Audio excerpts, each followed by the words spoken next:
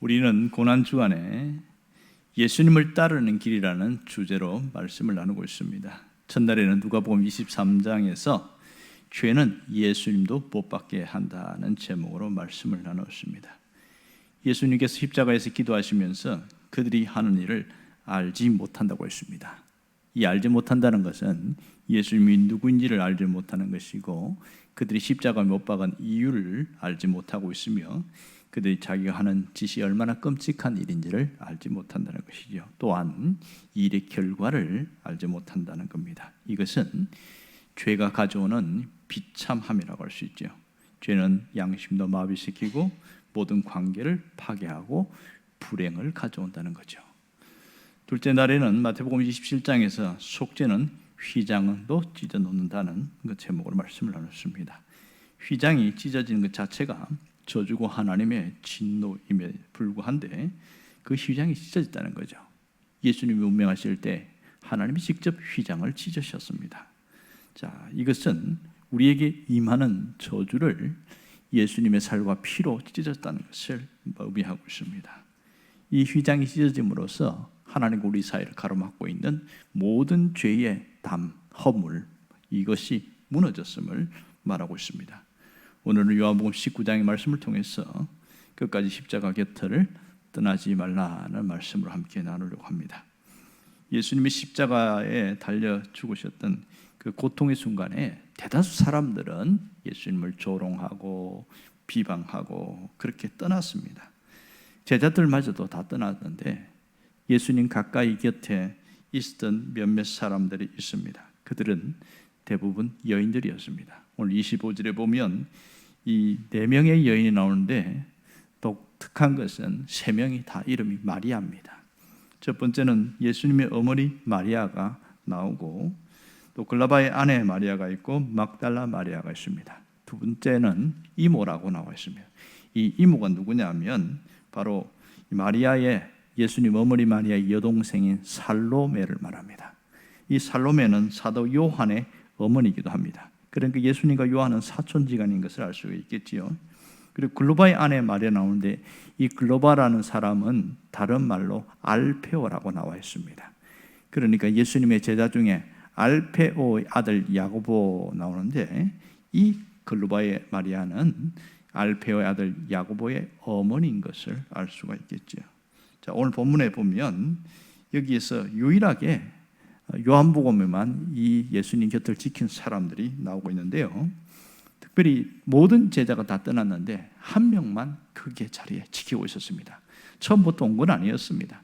예수님을 잡아러 갈 때 호디브를 들러쓰고 도망갔다가 뒤늦게 이 자리에 찾아온 분이 요한인데, 자기 이름을 밝히지 않고 그냥 사랑하는, 주님이 사랑하는 제자 이런 식으로만 밝히고 있습니다. 자, 그런데 정작 있어야 할 사람들은 다 떠나버렸습니다.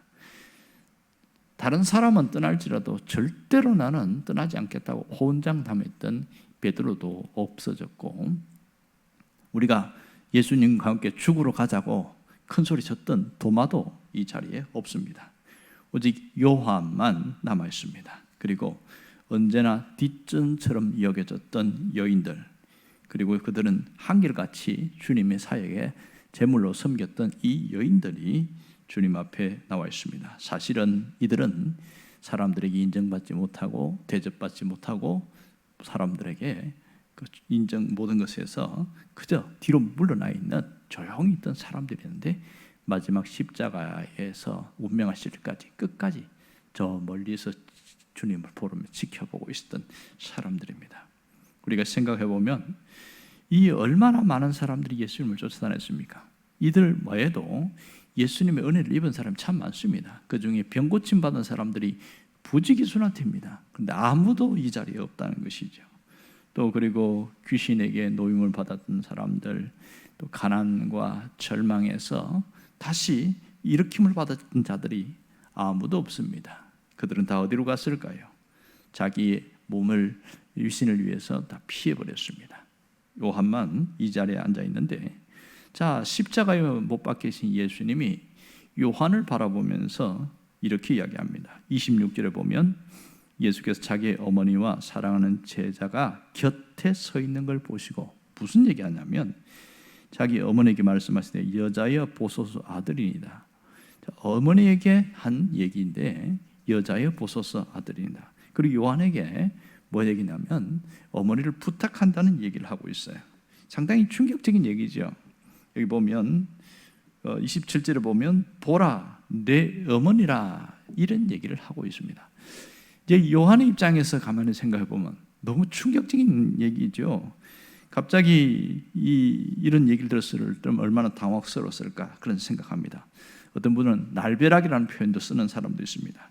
죽음의 위험을 무릅쓰고 사람들에게 돌 맞을 것 각오하고 이 십자가 가까스럽게 여기까지 왔는데 갑자기 예수님께서 모친 예수님의 어머니를 이렇게 모시라는 그런 부담스러운 그런 얘기를 하고 있으니 요한 입장에서는 상당히 황당할 수 있는 것이지요.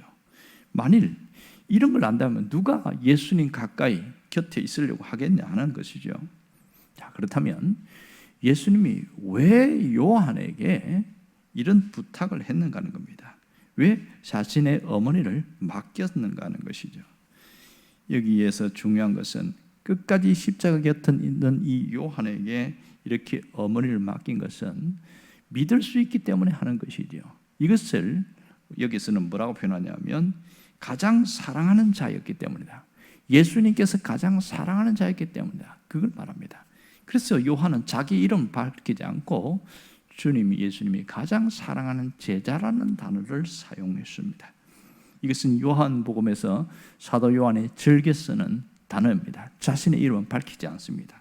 주님 사랑하는 제자가 호디브를 쓰고 도망갔다는 얘기라든지 여기서는 사랑하는 제자가 십자가 곁에 있었다 이런 표현을 쓰고 있죠.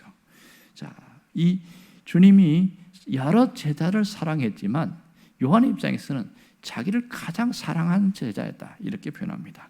그래서 예수님이 이 요한을 믿을 수 있고 이렇게 맡길 수 있었던 것은 그를 특별히 사랑하는 제자였음이 분명합니다.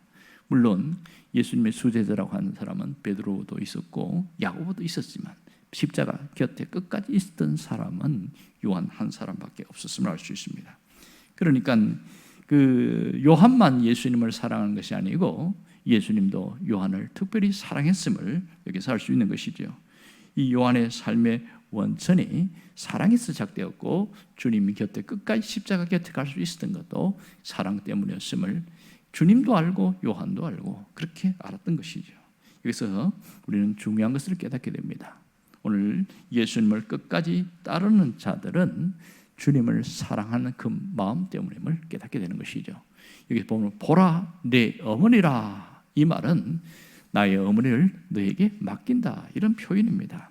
잘 돌봐달라는 당부였던 거죠. 요한이 이 말을 들었을 때에 정말 부담으로 들었을까요? 아니면 하필이면 왜 나에게 이런 걸 요구하실까? 불평의 마음이 있었을까요? 결코 그렇지 않았을 겁니다. 이것은 주님께서 요한에게 부탁했다는 것은 절대적으로 요한을 신뢰하고 사랑한다는 확실한 증거이기 때문에 그렇습니다. 그래서 27절에 보면 그때부터 그 제자가 자기 집에 모시니라 이렇게 이야기합니다. 주님이 주신 이 부탁은 결코 짐이 아니었고 오히려 은혜와 감사였고 축복임을 이야기합니다. 사실 요한이 끝까지 모시려고 했는데 그도 고난과 핍박을 받습니다. 그래서 그는 사람들에게 잡혔고 그래서 밤모섬에 유배를 당합니다. 유일하게 12제자 중에 모두 순교했는데 순교하지 않고 살아남은 사람은 요한이 유일합니다. 어떤 초대교회사의 기록에 의하면 큰 가마솥에다가 기름을 펄펄 끓이고 요한을 집어넣는데 이 사람이 안 죽더라는 거예요.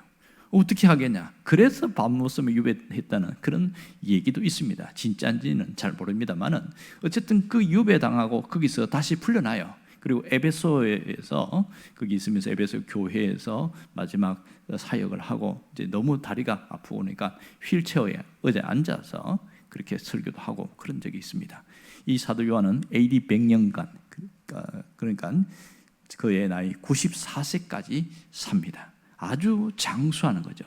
지금도 94세는 장수인데 그 당시는 거의 2배의 삶을 살았다, 이렇게 볼 수 있습니다. 그만큼 끝까지 주님이 어머니를 섬길 수 있는 그런 어떤 생명까지 연장받은 걸 알 수 있습니다.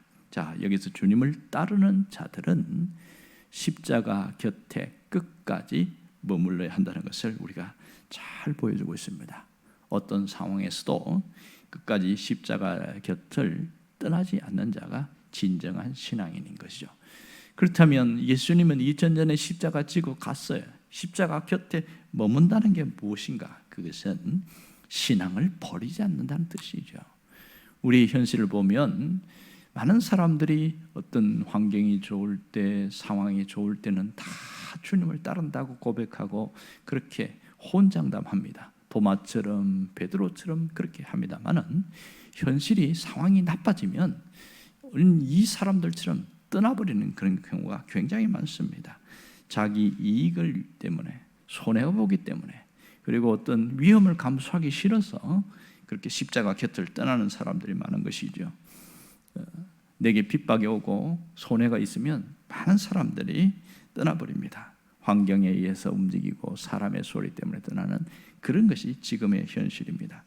또 사람 때문에 상처받았다고 교회를 떠나는 사람들이 굉장히 많습니다.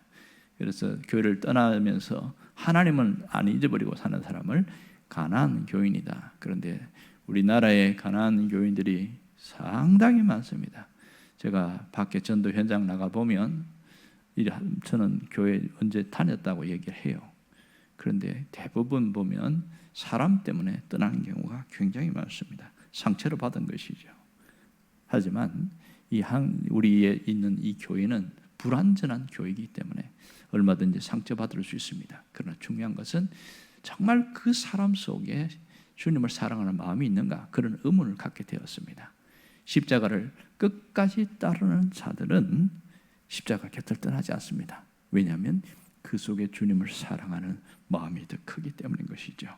이 사랑은 모든 불안과 두려움, 상처를 이기는 능력이 되기 때문에 그렇습니다. 주님이 아니고 자꾸 외적인 조건에 따지는 사람들은 작은 일에 상처받고 작은 일에 마음 상해서 떠나버리는 그런 일들이 있다는 것이죠. 자, 십자가 곁을 떠나지 않는다는 것은 단순히 자기 신앙을 버리지 않는다는 것에 그 더 큰 의미를 갖고 있습니다. 자, 오늘 예수님께서 십자가에서 요한에게 하신 말씀을 보십시오. 단순한 개인적인 부탁의 수준을 뛰어넘습니다. 이것은 구속사의 중요한 결정의 말씀일 뿐만 아니라 이 순간 십자가의 앞에서 새롭게 태어난 새로운 관계가 만들어지는 것을 분명히 우리는 깨달아야 합니다. 예수님의 십자가를 따르는 자들은 새로운 관계로 맺어진 새로운 어떤 가족이라는 것을 우리가 인식하고 살아야 합니다. 새로운 관계로 맺었다는 것은 예수님을 통하여 신앙 공동체 안에 들어왔다, 이런 표현이 되겠죠. 우리는 각각 성이 다르고 혈액형이 다르고 자라온 환경이 다르지만 예수님 안에 있을 때는 하나의 한 가족이라는 표현을 합니다. 새로운 관계, 새로운 가족이 되는 거죠. 이것을 어떤 분은 십자가 가족이라는 표현을 쓰더라고요. 십자가 가족. 그러므로 새로운 공동체의 출발이 되어진 것이죠. 내가 인식하든지 말든지 맞습니다. 오늘 여기 보면 마리아가 예수님과의 지상적인 관계가 정리되어지면서 이제 요한을 아들로 받아들이는 그런 관계가 되어집니다. 그러면서 분명히 요한은 친아들이 아니지만 그리스도 안에서 새로운 관계로 형성되어져서 십자가 가족이 되어지는 이런 모습을 보여주고 있는 것이죠.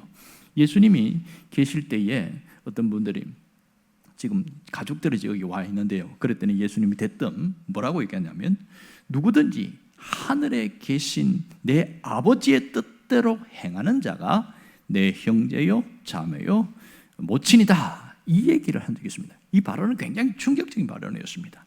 사실은 십자가에서 이것을 성취하시고 교회를 세우셨다는 거죠.